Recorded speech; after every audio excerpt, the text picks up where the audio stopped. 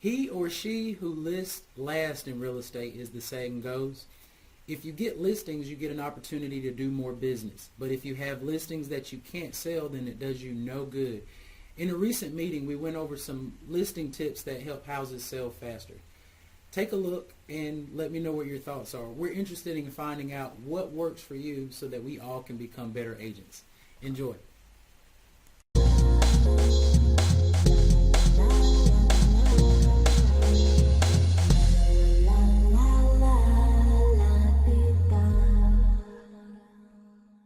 So we'll start by, I'll open up and just ask you guys some questions.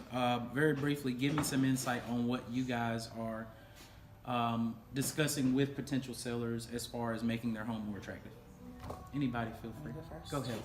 So I usually will ask them if they would like to have a home inspection up front, just to make sure everything's repaired, and so that way not only does it look its best, but when we get into due diligence, we're not worried about any surprises. We already know it's coming, that sort of thing. And then I don't really worry about a home inspection if it's newer. Mm-hmm. And then as far as making it look good, I give them Tony's sheet on how to make pictures look better for the photographs, because he has like a tip sheet, and it's like, you know, wet down the driveway so the driveway looks better, and depersonalize, like little things that you don't really think about but will make a big difference in the pictures, making sure the water spots are off the mirrors, that sort of thing. So I give them that, and then I'll usually go through the house with them and kind of do a list of suggestions, like depersonalize if they have a like ton of family pictures, or you know, whatever, just kind of go through to get it stage ready. Okay. So touching for somebody living in the house. For someone living in the house. And those are some good points. So some of the things, and we'll talk about the main thing that I hope all of you address, is neutralizing as far as paint colors. Yeah. Sorry. I just looked at Trisha go.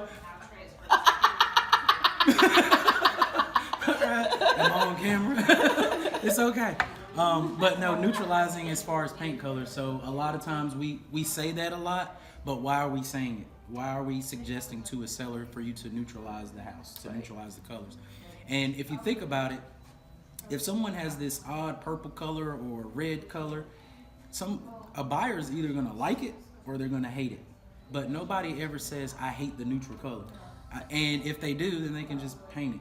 But it creates that palette. So if you're light neutral color. A light neutral color, a beige really or grayish. Dark gray, then people are gonna be like, I don't want to paint over that. Right. It's dark in here. Or Right. whatever. It's gonna have the same effect. And it's gonna make the house seem smaller. Yeah, absolutely. Typically, you want to go with a light, fresh color. And one thing that I will always suggest as well is to never let a seller get away with not painting, even if their house is it's like 80% okay, but there's just some smudges here and there. When it comes to selling, it has to look fresh. It's got to look as perfect as possible, and paint is the cheapest way to do that. Because really, if they don't want to hire a painter, they can paint it themselves. And if they're serious about selling the house, then they will take a weekend to paint the house. Cleaning. Well, yeah. Cleaning? I'm just thinking about the listing. Cleaning is very important.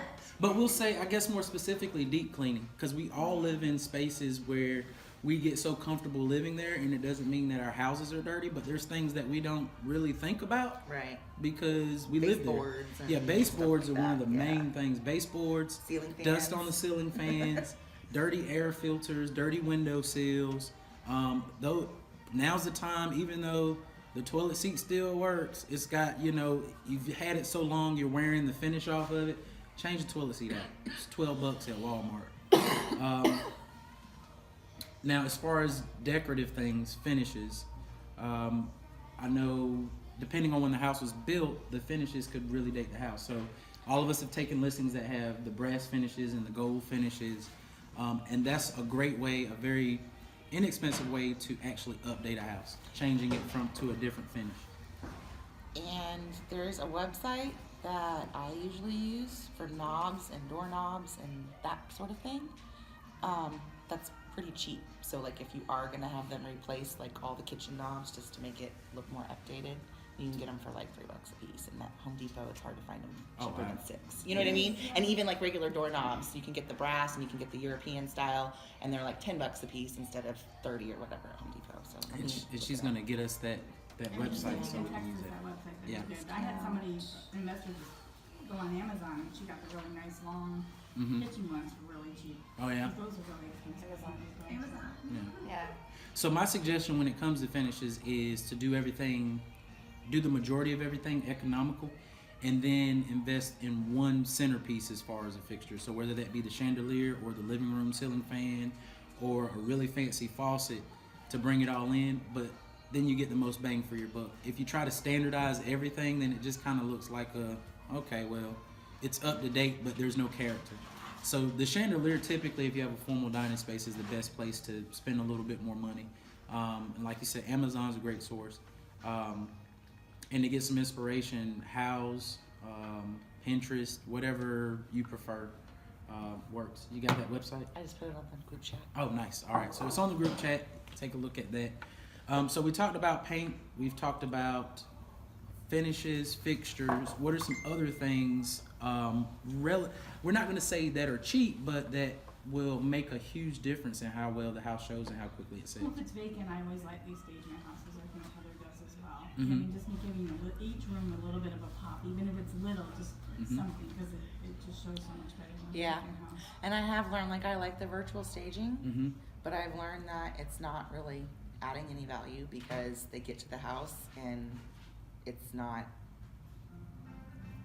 you know what I mean? Like, you need at least, even if you do the virtual staging, you still need to do some light staging in the house. Yeah, I wouldn't say virtual staging has no value because the consumer's buying off the internet now, and that's what I'm trying to appeal to their eyes. Yes, Now, okay, when they get there, but if if there's you no get there and there's nothing inside, Right. you still need to do the light Oh, yeah. staging. You can't use it. It's going to have to be in addition to, not instead of. Right. Which I was trying to use it instead of. Instead of.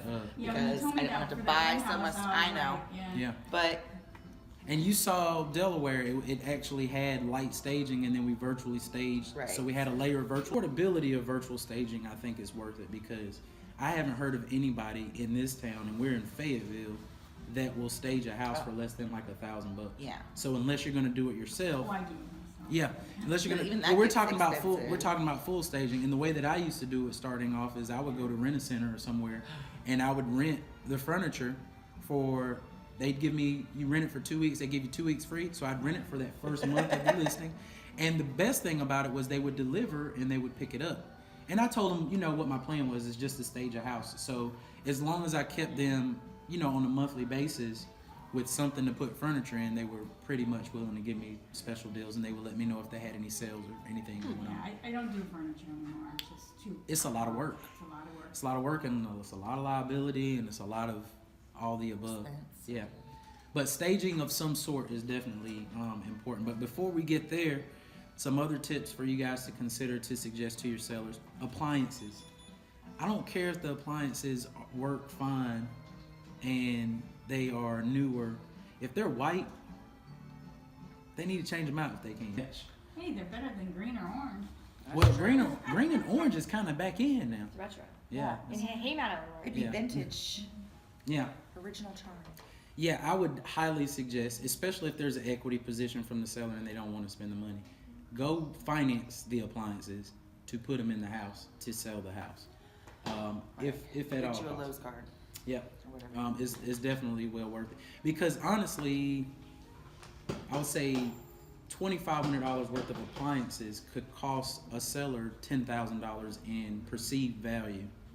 The moral of the story is that you need to advise your seller to do as much as they can to make their listing the most competitive.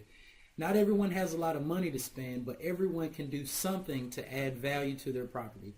Everyone can go buy a rake and rake the yard and add fresh mulch to the landscape. Everyone can make sure that the house is clean and that those nicks in the wall have been touched up. The important part is that you appeal to the buyer's senses. That means when they go in the house, it looks as best as your seller can make it. It smells well and not like the dinner that you cooked last night, and that it sounds good. My advice is to play satellite radio when you have showings. And one other important thing, make sure that it's well lit. Bad lighting makes a house look terrible, so advise your sellers to open the windows, turn on the lights, and make sure that they present the house in the best light possible. If you have some advice you'd like to share or any questions, feel free to share them, and we're looking forward to your comments. Until we see you again, work hard and have fun. Bye.